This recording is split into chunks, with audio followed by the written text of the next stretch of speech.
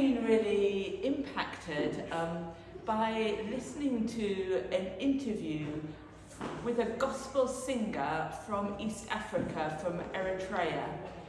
This interview was on the 24/7 website. They've got a prayer course, and it was part of the prayer course.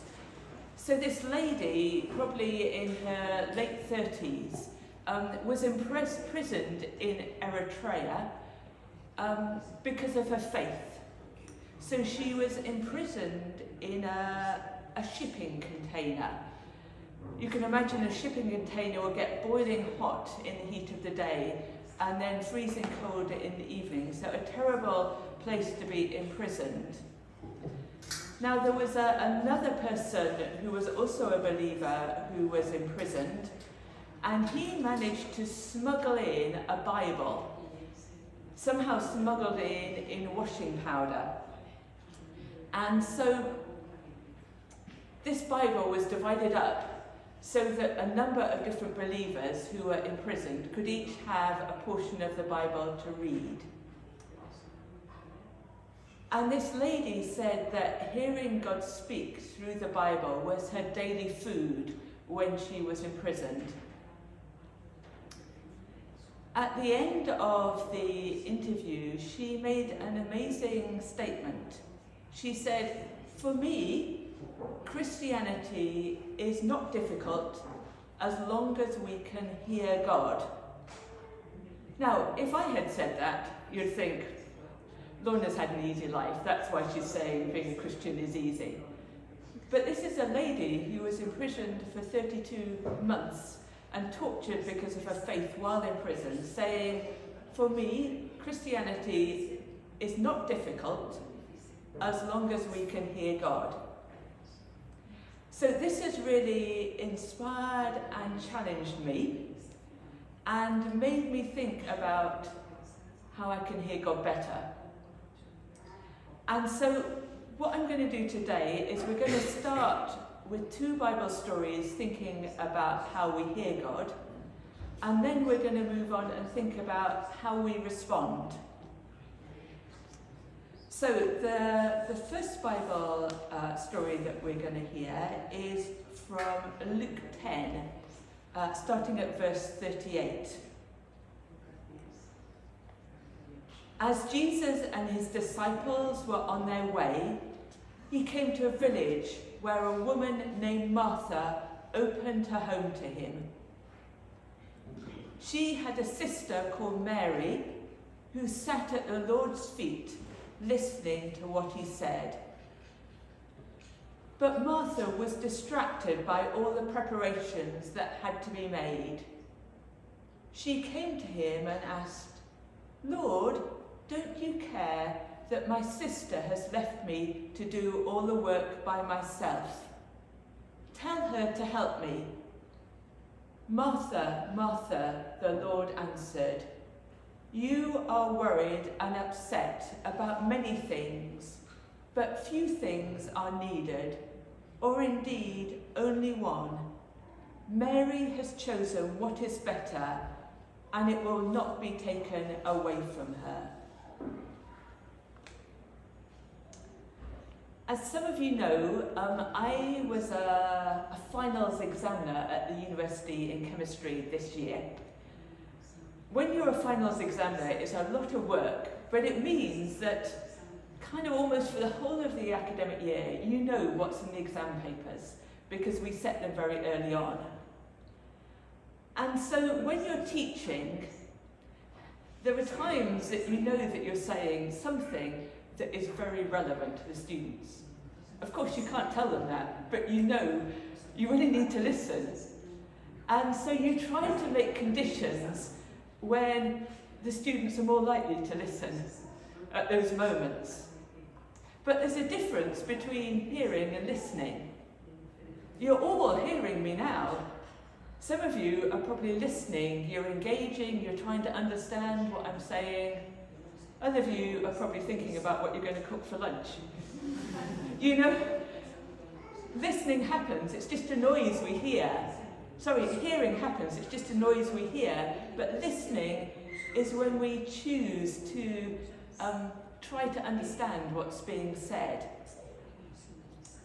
So in the story that we've just heard,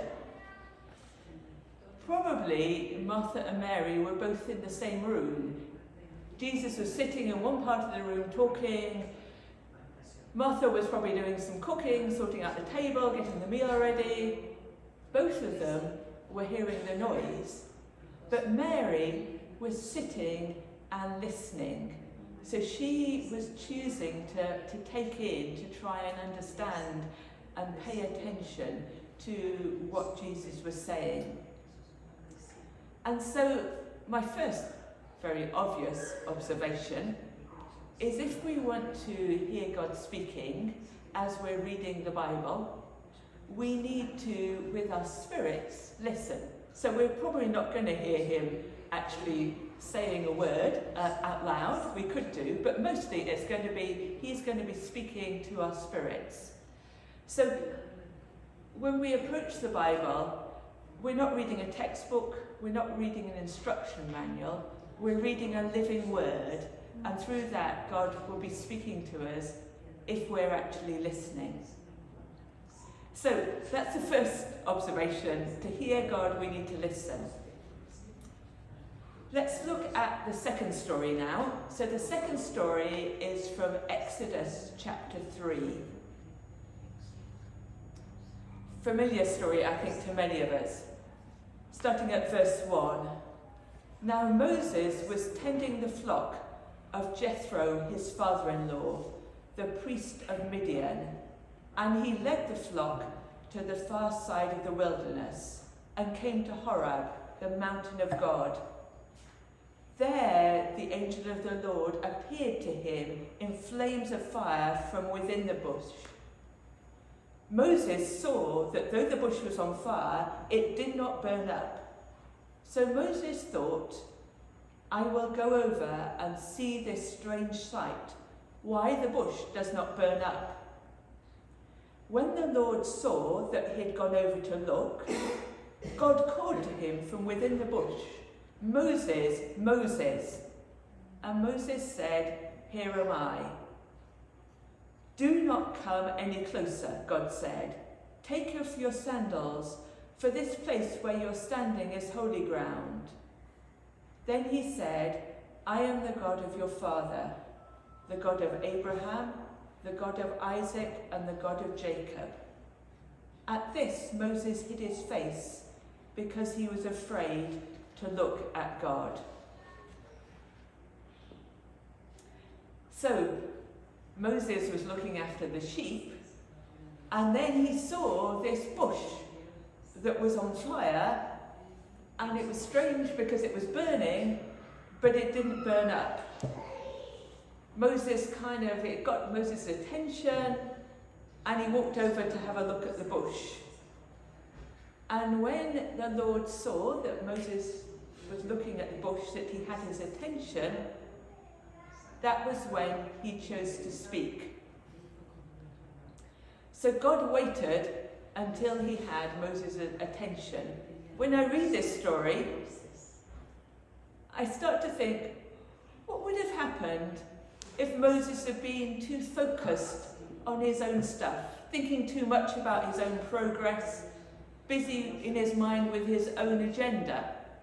He probably wouldn't have even noticed the bush, and if he had, he would have thought, oh, that's not important. But he gave attention to the bush, and so then God spoke. Last week I heard a new word. Well, I learnt a new word. The word is phubbing. Those of you who are keen social media users have probably heard this word phubbing, but it was new to me. So I read about it in the newspaper. Phubbing is ignoring someone you're with and instead giving attention to your phone. And the newspaper article told me something that we could have probably guessed, that couples who do a lot of phubbing have poorer relations with each other. And it made me think about our relationship with God. I'm sure the same applies. In the interview with the lady from Eritrea, she said that it was much easier to hear God when she was in that shipping container than now when she's actually free in the UK. And one of the things that she said was that in order to hear God, I realised I have to turn off Instagram, I have to turn off WhatsApp, I have to turn off my phone so that I can focus on hearing the Lord. Now, maybe the phone isn't the main distraction for you, maybe there are other things that are the main distraction. But I think the principle remains that if we want to hear God, we have to give him our full attention. We've got to listen, but also give our full attention. Now, as well as external distractions, like our mobile phones, there can also be internal distractions. I had a difficulty with some situation at work this week, and I found that whenever I was sitting trying to focus on the Lord, the situation came back to my mind. And if we look back to the first story, the story about Martha and Mary, Jesus didn't say to Martha, look, you're distracted by the cooking, come and sit and listen to me. What he said was, Martha, you are worried and upset about many things. So there are those internal distractions as well that we need to quieten if we're going to be able to give the Lord our full attention and therefore really hear him speaking to us. Now, I'm sure the busy mothers among us are probably thinking, this is all very easy for Lorna. She lives alone. She can have a nice quiet time. What about us? And here, I think we need to take inspiration from Susanna Wesley. So Susanna Wesley was the mother of John and Charles Wesley, who were involved in the founding of the Methodist Church.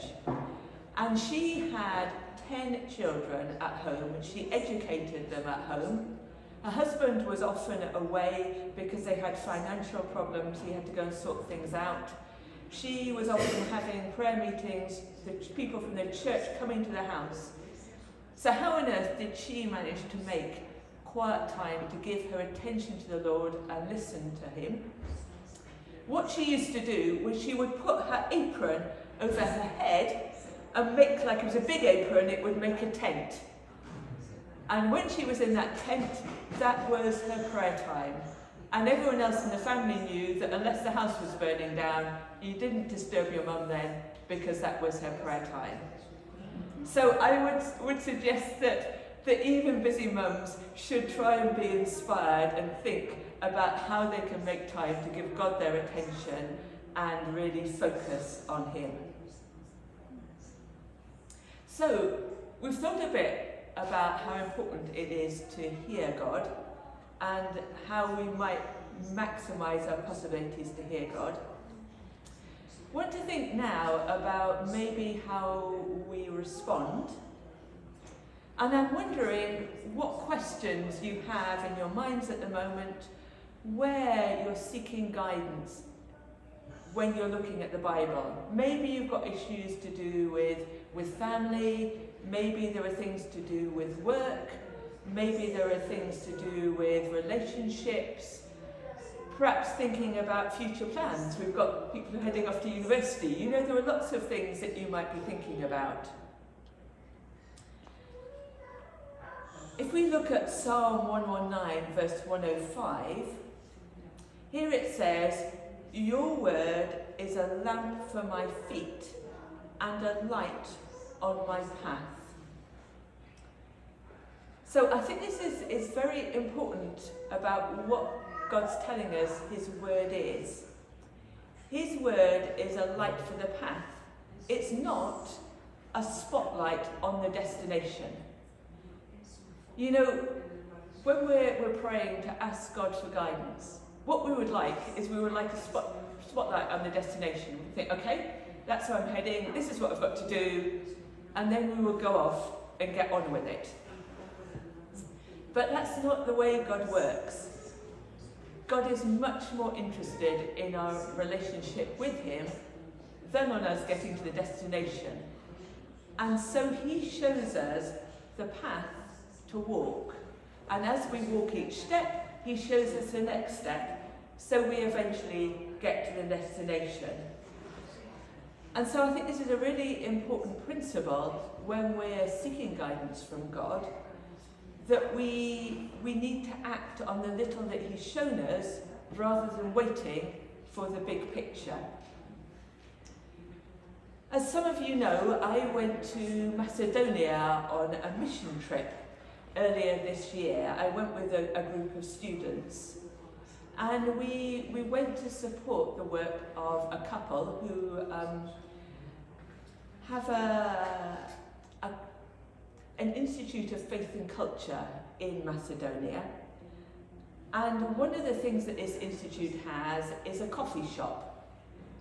This coffee shop is one of those sort of places that you can go with your computer, you can sit for the morning working on a table, and you can get chatting to other people who are also working there. So it has become a real kind of meeting place. Macedonia is a very culturally and ethnically mixed country, and so it's a great kind of meeting place, bringing together people from different groups to sort of build community. So some of the work that we did while we were there was helping them in that kind of community building, and we had 2 evening meetings. There was one evening meeting which I took a lead in with 2 students, which was on faith and science. So each of us gave a bit of a talk about our faith and science, and then they were welcome to ask questions. So someone stood up, a man stood up, and he asked me a question. He asked how, as a scientist, I could be a Christian. What about evolution? What about miracles? Surely as a scientist I couldn't believe in miracles. When he asked the question, I had no idea how I was going to answer. There were lots of people there. I needed to get an answer that was kind of sensible, and I had no time to think about it. And so we were sitting down, and I needed to stand up and come to the middle, a bit like this, and then give an answer. And my mind was blank. It was like, Lord, this is too big a question. How on earth do I answer it? Now, everything was being translated into Macedonian. And so as I stood up, the Lord said, tell them it's a big question they've asked. So I started by saying, well, this question you've asked is a very big thing. So that was being translated. And then the Lord said, tell them about the time that you prayed for someone and they were healed. So then I told them that.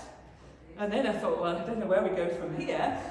But then the Lord gave me something more to say about the fact that science isn't as clear-cut as it looks as though it is, and that there are all sorts of gaps in our understanding, and this is how miracles can happen, because we don't understand everything. So as I went on, each time the Lord was telling me the next bit to say, and continually in this bit of translation that gave me a moment, I was like, Lord, help me, help me, help me. And so by the time it was over, I was quite exhausted, but the Lord did give, and afterwards people said it was a great answer because it was from your own personal experience, and no one can argue with that. And so that was an answer that came from the Lord. Now, this is a very contracted example that I've given you of what happened over 5 minutes, how I was being given light for each step On that occasion, each step was only about a sentence. But a more usual situation is kind of over weeks or months or even over years. You know, the Lord shows us one step, and then maybe a month later he'll show the next step if we have taken the first step. But if we kind of think, well, I don't quite know where that's all going, I'm just going to wait, we're not going to hear more. We have to sort of step out with faith, and then more is given to us. So I think that's a really important principle. God's word is a lamp for our feet and a light for our path. So, final real thought that I want to give to you really relates to the difference between God's timescale and our timescale. We live in a world of instant expectations, don't we? Instant noodles, instant TV, instant relationships. You know, we want everything now. We don't want to wait, we want it now. You probably wonder why I don't speak very often in the church. And that is because I am not good at hearing God speak.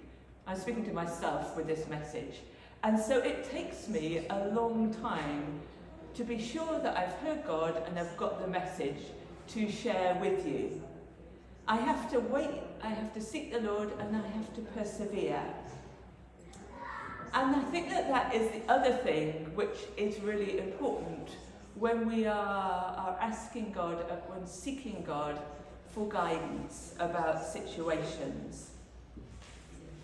That his timescale is different to our timescale, and we have to persevere with our listening. We're not going to hear everything immediately. We also, as we've been thinking, have to be obedient in following the bit that we do hear, so that then we can hear more. But I think that we can be very sure that if we listen and are attentive and persevere and are ready to follow, then God will show us. There's a verse in John 10:27, which says, this is Jesus speaking, and he says, "My sheep listen to my voice, I know them, and they follow me." So I think that is our promise from the Lord, that if we are listening, we're going to hear him. My sheep listen to my voice, so we hear and listen. I know them, and then if we follow, he will keep showing us the way. God bless you. Thanks for listening now.